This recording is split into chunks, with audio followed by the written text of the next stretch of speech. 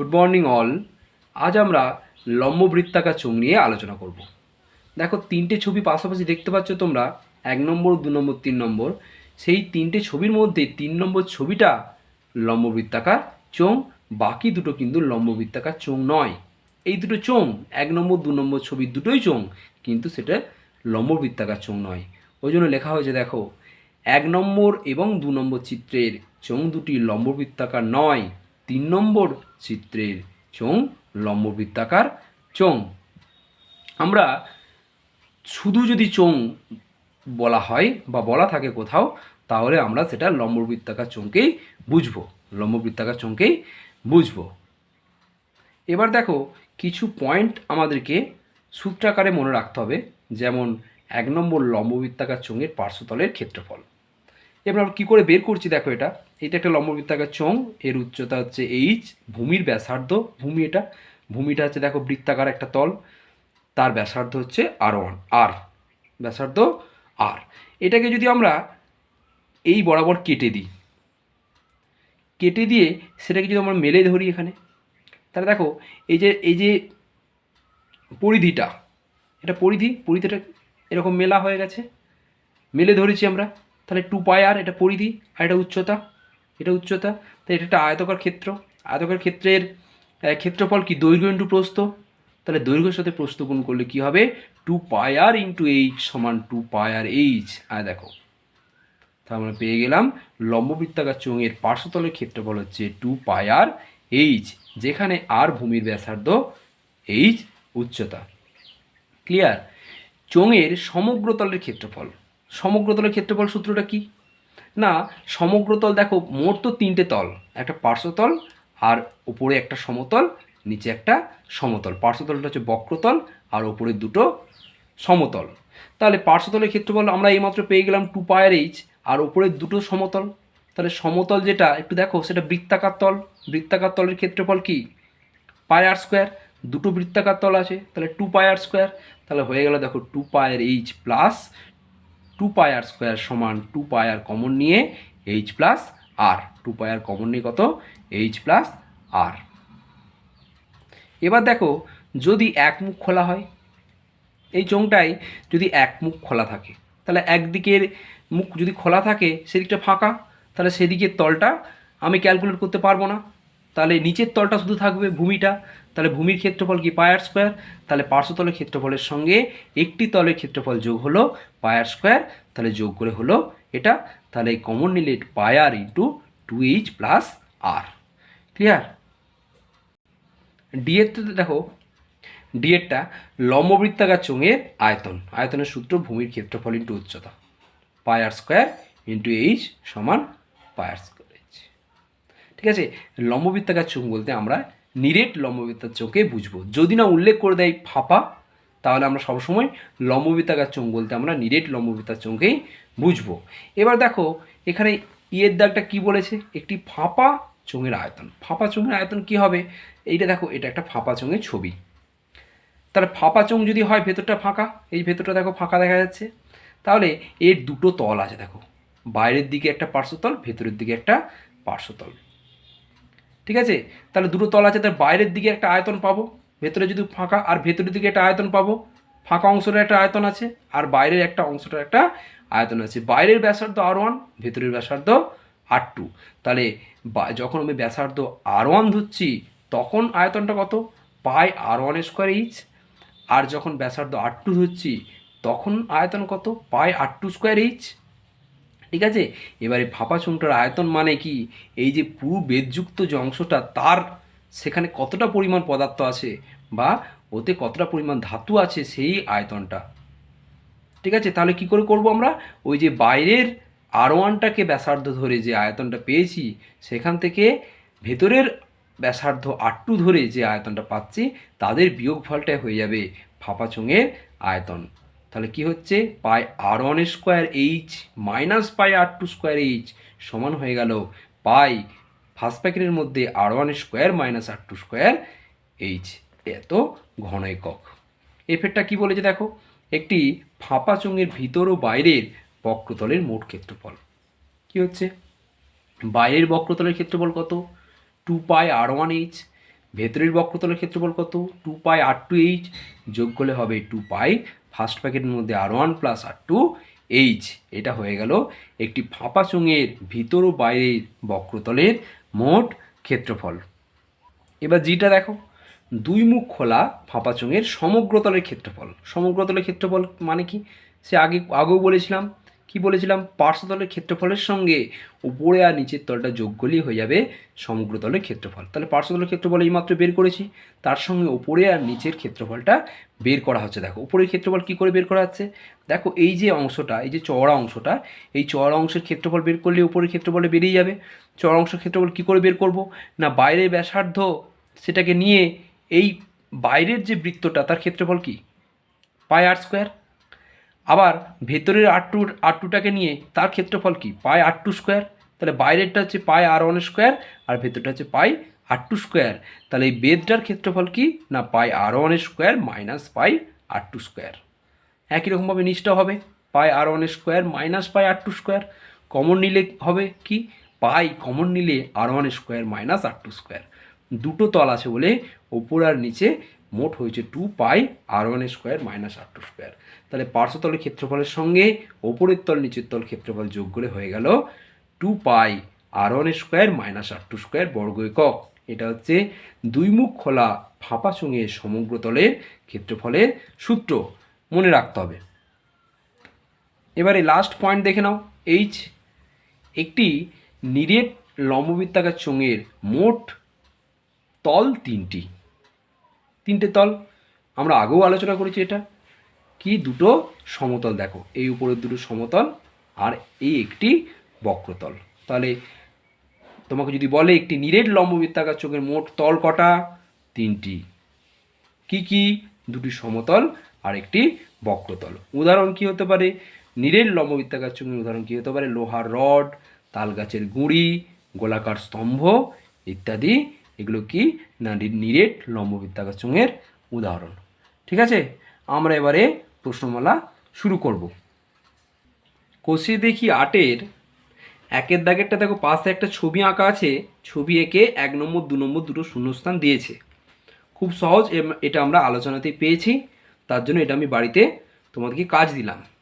2-এর দাগের অঙ্কটা আমি পড়ছি, দেখো, আমার বাড়ির 5টি ঘনবস্তুর নাম লিখি যাদের আকার লম্ববৃত্তাকার চোঙ। দেখো আমি লিখেছি কি না, আমার বাড়ির 5টি লম্ববৃত্তাকার চোঙাকৃতি ঘনবস্তু হলো গ্যাস সিলিন্ডার, গ্যাসের পাইপ, জলের ড্রাম, জলের ট্যাঙ্ক এবং জানলার রড। তুমি অন্য কোনো 5টা লিখতে পারো লম্ববৃত্তাকার চোঙাকৃতি ঘনবস্তু, এগুলো ছাড়াও আরও অনেক আছে। ঠিক আছে, আমি এই 5টা লিখেছি। এরপরে 3-এর দাগের অঙ্কটা দেখো, 3-এর দাগের অঙ্কটা পড়ছি আমি। স্টিলের পাতলা চাদর দিয়ে তৈরি ঢাকনার সমেত একটি ড্রামের ব্যাসের দৈর্ঘ্য 28 সেমি। ড্রামটি তৈরি করতে যদি 2816 বর্গ সেমি চাদর লাগে, তবে ড্রামটির উচ্চতা হিসাব করে লিখি। কিভাবে হয়েছে দেখো, ড্রামের ব্যাস কত, 28 সেমি প্রদত্ত। এটা প্রদত্ত, তুমি আগে লিখতে পারো যে প্রদত্ত কমা দিয়ে ড্রামের ব্যাস সমান 28 সেমি, বা কিছু না দিলেও কোনো অসুবিধে নেই। অতএব ড্রামটির ব্যাসার্ধ ছোট হাতের r দিয়ে, তাহলে ব্যাস থেকে ব্যাসার্ধ 2 দিয়ে ভাগ করতে হবে, আমরা জানি সবাই 28/2 সেমি সমান 14 সেমি। ঠিক আছে, এখন ড্রামটির সমগ্র তলের ক্ষেত্রফল, দেখো চাদর লাগে বলেছে, তার মানে কি সমগ্র তলের ক্ষেত্রফলটা আমাকে বের করতে হবে। সমগ্র তলের ক্ষেত্রফলের সূত্র কি, 2πr × h+r। এখানে বর্গ একক কথাটা লিখতেও পারো, নাও লিখতে পারো, কিন্তু এখানে বর্গ সেমি কথাটা লিখতে হবে। যখন তুমি মানগুলো বসাবে তখন কি পেয়ে যাচ্ছি দেখো, আমরা পাই মানে 22-এর সাথে আমরা সবাই জানি, আর মানে এখানে 14 পেয়েছি, তারপরে কি হয়েছে h+14 এত বর্গ সেমি, যেখানে h ড্রামের উচ্চতা আমরা ধরে নিয়েছি। ড্রামের উচ্চতা কি ধরে নিয়েছি, h। এবার দেখো আমরা যেটা পেলাম সেটা পেলাম কি, সমগ্র তলের ক্ষেত্রফল। আবার এখানে তোমাকে বলে দিয়েছে, এখানে কি বলে দিয়েছে, ড্রামটি তৈরি করতে যদি 2816 বর্গ সেমি চাদর লাগে। তার মানে বর্গ সেমি বলেছে মানে ওইটাই টোটাল চাদরটা লেগেছে, ওটাই ক্ষেত্রফল। বর্গ বর্গ কথা থেকে বুঝতে পারবে যেটা ক্ষেত্রফল। তাহলে এখানে ক্ষেত্রফল পেয়েছি, বইতে ক্ষেত্রফল বলে দেওয়া আছে, তাহলে সমগ্র তলের ক্ষেত্রফলের সঙ্গে নিশ্চয়ই এটা সমান। 2816 সমান হয়ে গেল। তাহলে শর্তানুসারে আমরা কি বলতে পারছি, 2 into 22/7 into 14 into H plus 14 সমান হয়ে গেল 2816। দেখো 7 দিয়ে এটা কাটাকুটি করে 2 হয়েছে, 7 দুগুণে 14। তাহলে এইচ প্লাস 14 সমান আমরা কি বলতে পারছি, ডান দিকে কী আছে 2816 ইন্টু 2টা হলো 1-এর 2, ডান দিকে এলো। তারপরে কি হলো 22 পড়ে আছে, 22টা কী হলো 1-এর 22, এখানে 2 পড়ে আছে 1-এর 2, বা এরকম করেও তোমরা করতে পারো 2816 বাই বলে 2 ইন্টু 22 ইন্টু 2, যেটা খুশি করতে পারো, আমি এভাবে করেছি। তাহলে এইচ প্লাস 14 সমান দেখো কাটাকুটি হয়েছে, কাটাকুটিগুলো তোমরা নিজের দেখে নেবে। 2 দিয়ে প্রথমে এটাকে কেটেছি, তারপরে আবার 22 দিয়ে এটাকে কেটেছি, তারপরে 2 দিয়ে 64কে কেটে 32, তাহলে 32 হয়ে গেল ডান দিকটা। তাহলে এইচ প্লাস 14 সমান 32, বা এইচ সমান কত হয়ে গেল 32 মাইনাস 14, বা এইচ সমান 18। অতএব তবে ড্রামটির উচ্চতা 18 সেমি। ঠিক আছে, ভালো করে তুলে নেবে, তুলে নিয়ে ভালো করে বুঝবে, বুঝতে না পারলে অবশ্যই জিজ্ঞেস করবে। এবারে 4-এর দাগেরটা দেখো, একটি ঘরের বারান্দায় 5.6 ডেসিমি ব্যাসের এবং 2.5 মিটার লম্বা দুটি লম্ববৃত্তাকার পিলার ঢালাই করতে কত ঘনসেমি মশলা লাগবে। এটা একটা পার্ট, ফার্স্ট পার্টটাই প্রথমে হোক। দেখো আমরা লিখেছি কি এখানে প্রতিটি পিলারের ব্যাস 5.6 ডেসিমি। তাহলে ব্যাস যদি বলে দেয়, যেখান থেকে ব্যাসার্ধ বের করে নিয়েছি আমরা, ছোটো হাতের আর লিখে ব্যাসার্ধ বের করে নিয়েছি। আর উচ্চতা বলে দিয়েছে কত 2.5 মিটার। মিটার থেকে ডেসিমিটার যেতে গেলে কিন্তু মিটারের পরে ডেসিমিটার আছে, এক ঘর পরে। মিটার থেকে ডেসিমিটার যেতে গেলে 10 দিয়ে গুণ করতে হবে, 2.5কে 10 দিয়ে গুণ করলে হবে 25। দেখো দশমিক একটা ডান দিকে সরে গেল, এটাও ভাবতে পারো। তাহলে কত হয়ে গেল 25 ডেসিমিটার। অতএব আমরা কী লিখতে পারলাম, অতএব প্রতিটি পিলারের আয়তন, প্রতিটি পিলার বলতে একটি পিলার, একটি পিলারের আয়তন হচ্ছে পাই আর স্কোয়ার এইচ, এখানে একক না লিখলেও হবে, সমান পাই মানে 22/7, আর মানে দেখো আমরা বের করে নিয়েছি 2.8, তার স্কোয়ার ইন্টু 25 ঘন ডেসিমি। এককটা অবশ্যই লিখতে হবে, এককের তলায় কিন্তু একক লিখতে হবে, ডট দেবে না। অনেকেই এককের নিচে ডট দাও, এককের নিচে ডট দিও না, এককের নিচে এককই লিখবে। তাহলে 22/7 ইন্টু, দেখো এটা দুবার লেখা হয়েছে 2.8 ইন্টু 2.8 ইন্টু 25, তাহলে কাটাকুটি করে 4×7 = 28, তাহলে 0.4। এই তিনটে 22-এর সঙ্গে 0.4, তার সঙ্গে 2.8, তার সঙ্গে 25 তোমরা গুণ করে দেখবে কত হবে 616 ঘন ডেসিমি, 616। ঠিক আছে, নেক্সট। অতএব দুটি পিলারের আয়তন, একটি পিলারের আয়তন যদি 616 হয়, তাহলে দুটি পিলার 2 ইন্টু 616 ঘন ডেসিমি সমান কত হলো 1232 ঘন ডেসিমি। অতএব পিলার দুটি ঢালাই করতে 1232 ঘন ডেসিমি মশলা লাগবে। এটা একটা পার্ট, একটা পার্টের আনসার এটা হলো। এবারে দেখো নেক্সট পার্টের প্রশ্নটা আমি পড়ে নিই। দেখো বইটার দিকে তোমরা তাকাও, প্রতি বর্গমিটার 125 টাকা হিসেবে পিলার দুটি প্লাস্টার করতে কত খরচ হয়েছে। তাহলে পিলার দুটি প্লাস্টার করতে হবে। এই যে ব্র্যাকেটে এটা লিখেছি, এটা তোমরা লিখতেও পারো, নাও লিখতে পারো, এটা বোঝার জন্য আমি কিন্তু লিখেছি। যেহেতু পিলারের প্লাস্টার পার্শ্বতলে হয়, একটা পিলার তো দাঁড়িয়ে আছে, তার পার্শ্বতলেই প্লাস্টারটা হবে, তার উপরে নিচে তো ঢাকা, সেখানে প্লাস্টার হচ্ছে না, তাহলে সেখানে তোমাকে কিন্তু পার্শ্বতলের ক্ষেত্রফল বের করতে হবে। এখানে ক্ষেত্রফল, এখানে বর্গমিটার মানে বইতে ক্ষেত্রফলের কথা বলা আছে। এই ক্ষেত্রফল তো দুরকম হতে পারে, ক্ষেত্রফল পার্শ্বতল হতে পারে, ক্ষেত্রফল সমগ্রতল হতে পারে। তাহলে এখানে তুমি কোনটা বের করবে সেটা বোঝার জন্য কিন্তু এই উপস্থিত বুদ্ধি কাজে লাগবে, যে পিলারের প্লাস্টার কিন্তু পার্শ্বতলে হয়, তাই পার্শ্বতলের ক্ষেত্রফলটা কিন্তু বের করতে হবে। ঠিক আছে, দেখো এখানে আমরা লিখেছি, এখানে প্রতিটি পিলারের পার্শ্বতলের ক্ষেত্রফল 2πr/h, 2πr/h, সেখান থেকে দেখো 2 ইন্টু 22/7 ইন্টু, আর এটা দশমিক তুলে নিচে 10 করেছি, আর এখানে 25 ছিল বর্গ ডেসিমি, সমান কত হয়ে গেল 440 বর্গ ডেসিমি। কাটাকুটিগুলো দেখে নেবে, সহজ কাটাকুটি, 440 বর্গ ডেসিমি হয়ে গেল। তাহলে এ দেখো এটা প্রতিটি পিলারের পার্শ্বতলের ক্ষেত্রফল, মানে একটি পিলারের পার্শ্বতলের ক্ষেত্রফল যদি এটা হয়, তাহলে দুটি পিলারের পার্শ্বতলের ক্ষেত্রফল কত হবে, দেখো 2 দিয়ে গুণ করা হয়েছে, 2 দিয়ে গুণ করা হয়েছে। অতএব দুটি পিলারের পার্শ্বতলের ক্ষেত্রফল হচ্ছে 2 ইন্টু 440 বর্গ ডেসিমি সমান 880 বর্গ ডেসিমি। এবারে দেখো এই জায়গার পর থেকে বইটার দিকে তাকাও, বইতে কি বলেছে, প্রতি বর্গ মিটার 125 টাকা হিসেবে। তাহলে বর্গমিটার বলে যে মানে আমাকে বর্গ ডেসিমিতে রাখলে হবে না, আমাকে বর্গমিটার বের করতে হবে। বর্গ ডেসিমি থেকে বর্গমিটার করতে গেলে আমাকে 100 দিয়ে ভাগ করতে হবে। কেন 100 দিয়ে কেন ভাগ করতে হবে? তুমি বলবে যে মিটারের পর তো ডেসিমিটার, মিটারের পরেই তো ডেসিমিটার, তাহলে ডেসিমিটার থেকে যে মিটারকে যদি আসি আমি এক ঘর তো আসবো, তাহলে 10 দিয়ে তো ভাগ করতে হবে। না, 10 দিয়ে ভাগ করলে কিন্তু হবে না। কেন? বর্গ আছে এখানে যে, তোমাকে যদি শুধু ডেসিমিটার থেকে মিটার আসতে হতো তোমাকে 10 দিয়ে ভাগ করলেই হতো, তুমি 10 দিয়ে ভাগ করলেই তখন হতো। যদি ডেসিমিটার থেকে শুধু মিটারে আসতে হতো তাহলে 10 দিয়ে ভাগ করলেই যথেষ্ট ছিল। কিন্তু বর্গ ডেসিমিটার থেকে বর্গ মিটারে এলে তোমাকে 100 দিয়ে ভাগ করতে হবে, কারণ ওই 10 স্কোয়ার, একটা শূন্য, একের গায়ে একটা শূন্য, তার স্কোয়ার। আবার যদি তোমাকে ঘন ডেসিমিটার থেকে ঘন মিটারে আসতে হয় তখন আবার 1000 দিয়ে ভাগ করতে হবে। বুঝতে পারছো ব্যাপারটা? তার মানে এক ঘর আসছো মানে বর্গক্ষেত্রে 2 ঘর করতে হবে, আর মানে একের গায়ে 2টো শূন্য দিয়ে ভাগ করতে হবে, ঘনর ক্ষেত্রে একের গায়ে 3টে শূন্য দিয়ে ভাগ করতে হবে। ক্লিয়ার হলো আশা করছি। তাহলে কি হলো, এটা বর্গমিটার। তাহলে বর্গ ডেসিমিটার থেকে বর্গমিটার করতে গেলে আমাকে 100 দিয়ে ভাগ করতে হবে। শূন্য শূন্য কেটে গেল, 88/10 মানে 8.8 বর্গমিটার। 8.8 বর্গমিটার হয়ে গেল।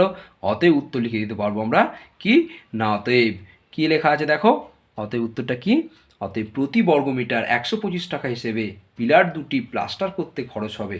দেখো এবার বর্গমিটারে করে নিচ্ছে, আর কোনো সমস্যা নেই। এক বর্গমিটারে যদি 125 টাকা খরচ হয় তাহলে 8.8 বর্গমিটারে কত খরচ হবে? 8.8 ইন্টু 125 টাকা সমান 1100 টাকা। এটাই হয়ে গেল উত্তর। এই অঙ্কটা ইম্পর্টেন্ট অঙ্ক, বাড়িতে ভালো করে প্র্যাকটিস করবে। 5-এর দাগের অঙ্কটা বাড়ির কাজ, 5-এর দাগের অঙ্কটা ভালো করে পড়বে, ওটা বাড়ির কাজ। 6-এর দাগের অঙ্কটা বড় অঙ্ক, ভালো করে বুঝে নাও, বুঝে নিয়ে বাড়িতে ভালো করে প্র্যাকটিস করবে। আমি করে দিয়েছি, ভালো করে দেখো, আমি পড়ছি একবার। সমান ব্যাস সমান উচ্চতা বিশিষ্ট 3টি জারের প্রথমটির 2/3 অংশ, দ্বিতীয়টির 5/6 অংশ এবং তৃতীয়টির 7/9 অংশ লঘু সালফিউরিক অ্যাসিডে পূর্ণ ছিল। ওই 3টি জারের অ্যাসিড যদি 2.1 ডেসিমি দৈর্ঘ্যের ব্যাসের একটি জারে রাখা হয় তবে জারে অ্যাসিডের উচ্চতা 4.1 ডেসিমি হয়। প্রথম 3টি জারের ব্যাসের দৈর্ঘ্য 1.4 ডেসিমি হলে তাদের উচ্চতা নির্ণয় করতে হবে তোমাকে। তাহলে যেটা নির্ণয় করতে হবে সেটা আমি প্রথমে ধরে নিয়েছি। ধরি জার তিনটির প্রতিটির উচ্চতা, এটা প্রতিটির হবে, ঠিক করে নেবে, প্রতিটির উচ্চতা এইচ ডেসিমি আমি ধরে নিচ্ছি। ঠিক আছে, এবার দেখো লেখা আছে কি, প্রথমটির 2/3 অংশ অ্যাসিড আছে। তাহলে প্রথম জারে অ্যাসিডের উচ্চতা এইচ, টোটাল উচ্চতা এইচ, তার 2/3 মানে 2h/3 ডেসিমি। দ্বিতীয় জারে অ্যাসিডের উচ্চতা এইচ ইন্টু 5/6 মানে কত, 5h/6 ডেসিমি। তৃতীয় জারে অ্যাসিডের উচ্চতা একই রকমভাবে এইচ ইন্টু 7/9 সমান 7h/9 ডেসিমি। 7h/9 ডেসিমি। প্রদত্ত মানে দেওয়া আছে। প্রদত্ত কি দেওয়া আছে না, জার তিনটির প্রতিটির ব্যাস দেওয়া আছে তোমাকে 1.4 ডেসিমি। সেখান থেকে আমরা ব্যাসার্ধ বের করে নিলাম কত, 1.4কে 2 দিয়ে ভাগ করলে কত হবে, 0.7 ডেসিমি। এবার দেখো, এখন প্রথম জারে অ্যাসিডের আয়তন। তাহলে প্রথম জারে এই উচ্চতার অ্যাসিড আছে, তার আয়তন কি πr²h, এটা আর ব্যাসার্ধ, πr²h। দ্বিতীয় জারে অ্যাসিডের আয়তন এটা, তৃতীয় জারে অ্যাসিডের আয়তন এটা। ক্লিয়ার? অতএব জার তিনটিতে অ্যাসিডের মোট আয়তনটা বের করে দিতে হবে। মোট আয়তন যোগ এটা প্লাস এটা প্লাস এটা, তিনটে যোগ হয়েছে। একটু খেয়াল করে দেখো, পাই ইন্টু 0.7 হোল স্কোয়ার, এটা তিনটেতেই আছে, তাহলে কমন চলে গেছে। একবার আমি কমন নিয়ে নিয়েছি, কমন হয়ে গেছে। কমন নিয়ে ফার্স্ট ব্র্যাকেটের মধ্যে কি পড়ে আছে, 2h/3 plus 5h/6 plus 7h/9 এত ঘন ডেসিমি। আয়তন বললেই এককটা অবশ্যই লিখতে হবে। তাহলে কি হলো, সমান দিয়ে আমরা কি পেয়ে গেলাম দেখো, পাই এটা লসাগু করা হয়েছে, 3, 6, 9 লসাগু 18 করে, যেমন তোমাদের লসাগু ভগ্নাংশ লসাগু যেমন করে করতে হয় সেমন করে করা হয়েছে, নতুন কিছু নেই। তাহলে কত হয়ে গেল, 22/7 ইন্টু 0.7 দুবার লেখা হয়েছে, 41h/18 ঘন ডেসিমি। ঠিক আছে, এবার দেখো আমরা কি করেছি, আবার বড় জারটির ব্যাস এটা দেয়া আছে 2.1 ডেসিমি। তাহলে সেখান থেকে ব্যাসার্ধ বের করে নিয়েছি। ব্যাসার্ধ কত, 2.1/2 কত, 1.05 ডেসিমি। এবং অ্যাসিডের উচ্চতা এবং বড় জারটিতে অ্যাসিডের উচ্চতা কত না 4.1 ডেসিমি, 4.1 ডেসিমি। অতএব বড় জারে অ্যাসিডের আয়তন, তাহলে ব্যাসার্ধ পেয়ে গেছি, উচ্চতা পেয়ে গেছি, আয়তন পেয়ে যাব পাই আর স্কোয়ার এইচ। আমরা বের করে নিয়েছি কত 22/7 ইন্টু 1.05 ইন্টু 1.05 ইন্টু 4.1 ঘন ডেসিমি। এটা হচ্ছে বড় জারে অ্যাসিডের আয়তন। এবার তাকে একটু খেয়াল করে ওই যে 3টে জারে টোটাল যে অ্যাসিডের আয়তন ছিল কত, এইটা দেখো টোটাল আয়তনটা যেটা 3টে জার, এই 3টে জারের অ্যাসিডই তো এই বড় জারটায় ঢেলেছে। তাহলে এই যে 3টে জারের টোটাল আয়তনটার সঙ্গে এই আয়তনটা নিশ্চয়ই সমান হবে, সমান হবে। আমরা শর্তানুসারে বলে এটা সমান করে নেব, ঠিক আছে। দেখো শর্তানুসারে করে আমরা সমান করে নিয়েছি। শর্তানুসারে 22/7 into 0.7 into 0.7 into 41 H by 18 equal to এটা, যেটা এইমাত্র পেলাম, সমান হয়ে গেল। সেখানে 41 এইচ বাই 18 সমান, দেখো এই টোটালটা বাই নিচটা করেছি, কাটাকুটি হয়েছে।